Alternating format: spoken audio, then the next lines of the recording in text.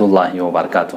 امید ہے کہ آپ سارے ناظرین بخیر و عافیت سے ہوں گے۔ آپ سب کو اسلامی کلاس میں خوش آمدید پیش کرتے ہیں۔ ماہ مبارک رمضان کی آج 8ویں تاریخ ہے۔ خدا آپ تمام روزہ داروں کی طاعات عبادات قبول فرمائے۔ آج ہم اور آپ اس کلاس میں توحید کے بارے میں جاننا چاہیں گے۔ توحید اسلام کا اساسی ترین رکن ہے۔ توحید تمام انبیاء کا پیام ہے۔ توحید تمام آسمانی کتب کا میسیج ہے۔ مولا علی فرماتے ہیں توحید اعلیٰ ترین، افضل ترین اور بالا ترین معرفتوں میں سے ایک معرفت ہے۔ عزیز سامعین، توحید کیا چیز ہے؟ توحید کے کتنے مراتب ہیں؟ کیا ہم موحد بن سکتے ہیں؟ یہ مہم سوال ہے جو آج کل ہمارے جوان اور بہت سے ناظرین کیا کرتے ہیں۔ موحد بنے رہنے کے لیے ہمیں کیا کرنا چاہیے یا ہمیں کون سا عقیدہ رکھنا چاہیے؟ توحید کا مطلب یہ ہے کہ اگر میں خلاصے میں عرض کروں، وہ علم کا مجموعہ جس میں ہم خدا کے ذات کے بارے میں، صفات کے بارے میں اور افعال کے بارے میں جانتے ہیں۔ اور توحید کے کچھ مراحل ہیں۔ اس میں سے پہلا مرحلہ توحید ذاتی ہے، دوسرا مرحلہ توحید صفاتی ہے، صفات ہیں، تیسرا مرحلہ توحید خالقیت ہے، اور چوتھا مرحلہ توحید ربوبیت ہے، پانچواں مرحلہ توحید عبادت ہے۔ توحید ذاتی یا توحید ذات سے مراد کیا ہے؟ توحید ذاتی سے مراد یہ ہے کہ ہمارا اور آپ کا یہ عقیدہ رکھنا کہ خداوند کی ذات وہ واحد ذات ہے جس کا کوئی مثل، مانند، شبیہ، کف نہیں ہے۔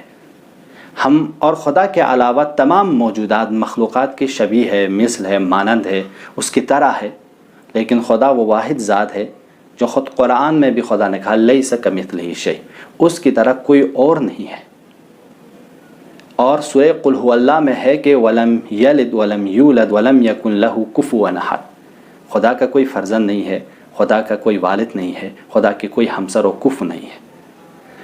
ہمارا اور آپ کا یہ عقیدہ رکھنا کہ خدا کی ذات کسی سے شبیہ نہیں ہے، وہ واحد ذات ہے، یہ ہو جاتے توحید ذاتی۔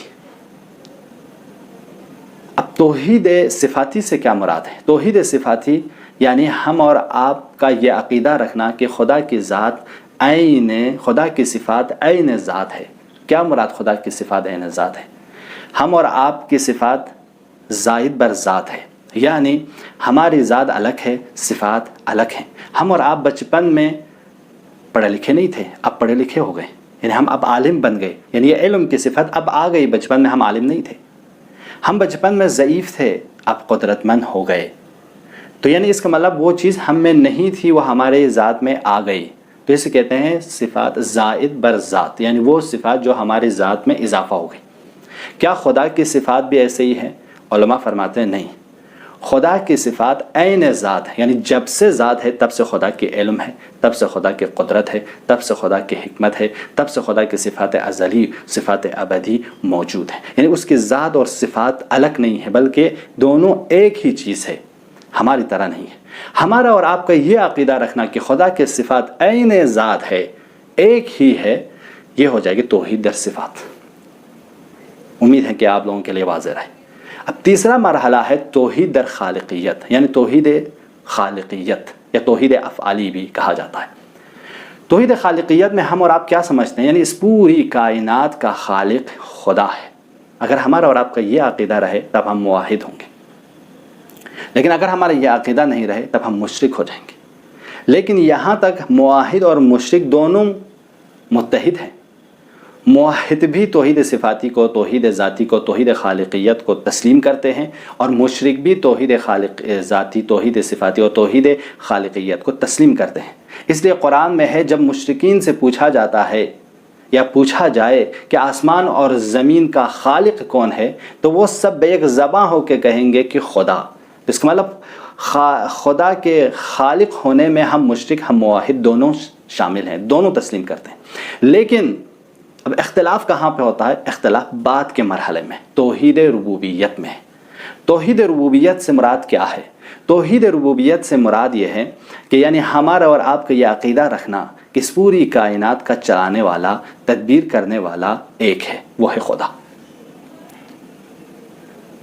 اگر یہ عقیدہ نہیں رکھا جائے تو یہاں پہ ہوں گے مشرک۔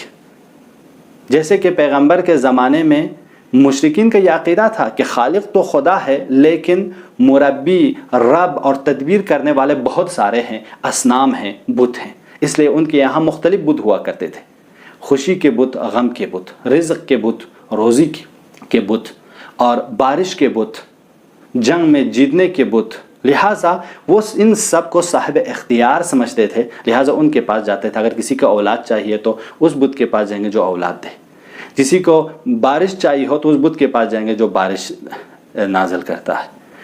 اسی طرح ہر چیز کے مختلف بت بنائے رکھے تھے۔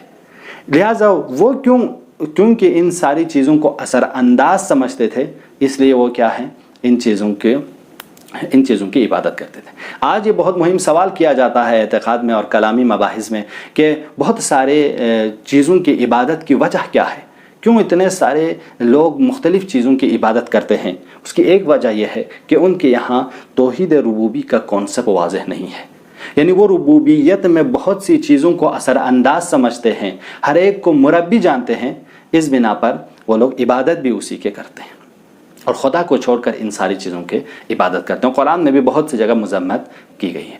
بس یہاں پہ ہم میں موحد اور مشرک میں اختلاف ہو جاتا ہے کہ موحد صرف خدا ہی کو سمجھتے ہیں، اس پوری کائنات کا چلانے والا، اس پوری کائنات کا تدبیر کرنے والا، لیکن مشرک خدا سے ہٹ کر باقی چیزوں کو مربی اور تدبیر کرنے والا جانتے ہیں۔ اس کے بعد آخری مرحلہ آتا ہے توحید عبادی کا، یعنی توحید عبادت۔ ہمارا اور آپ کا اگر یہ عقیدہ ہو جائے کہ خدا ہی لائق عبادت ہے، خدا ہی لائق پرستش ہے، ہمیں اس کی ہی عبادت کرنی چاہیے، تو ہم ہوں گے موحد۔ کیونکہ اگر آپ کے لیے واضح ہو جائے کہ خالق میرا خدا ہے، میرا پالنے والا، میرے تدبیر کرنے والا خدا ہے، تو لامحالہ آپ تسلیم کریں گے کہ صرف اسی خدا کی ہی مجھے عبادت کرنی چاہیے، کسی اور کی عبادت نہیں کرنی چاہیے۔ اگر ہمارا یہ عقیدہ ہو جائے تب ہم موحد بنیں گے۔ لیکن اگر ہمارا یہ عقیدہ نہیں ہو، دوسری چیزوں کو بھی مؤثر سمجھیں، دوسری چیزوں کو بھی مربی اور رب جانیں گے، تو دوسروں کے بھی ہم عبادت کرنے شروع کر دیں گے، اور وہاں پہ ہو جائیں گے شرک اور مشرک کہلائیں گے۔ اس بنا پر یہ 5 مرحلے توحید کے اگر ہمارے اور آپ کے سمجھ میں آ گئے، یہ ہمارے اور آپ کے لیے کنفرم ہو گئے، تو ہم اور آپ رہیں گے موحد۔ اگر ایسا نہیں ہوا تو امکان ہے ہم مشرک ہو جائیں۔ امید ہے کہ آج کے کلاس آپ لوگوں کے لیے واضح رہے۔ توحید ذاتی سے مراد کیا ہے، توحید صفاتی سے مراد کیا ہے، توحید خالقیت سے مراد کیا ہے، توحید عبادت سے مراد کیا ہے، اور توحید ربوبیت سے مراد کیا ہے۔ اگر یہ سارے کانسیپٹ آپ کے لیے واضح رہے اور اس کے مطابق آپ نے عمل کیا، تب آپ رہیں گے موحد۔ اگر ایسا نہیں ہے تو ہوں گے مشرک۔ امید ہے کہ آج کا یہ مختصر کلاس بھی توحید کے حوالے سے آپ لوگوں کے لیے مفید رہے۔ خدا سے دعا ہے کہ پروردگارہ ہم سب کو موحد رہنے کی توفیق عنایت فرما، اور خدا آپ تمام روزہ داروں کی روزہ عبادات قبول فرمائے۔ آپ سب سے تقاضا ہے کہ دعاؤں میں یاد رکھیے۔ والسلام علیکم ورحمۃ اللہ وبرکاتہ۔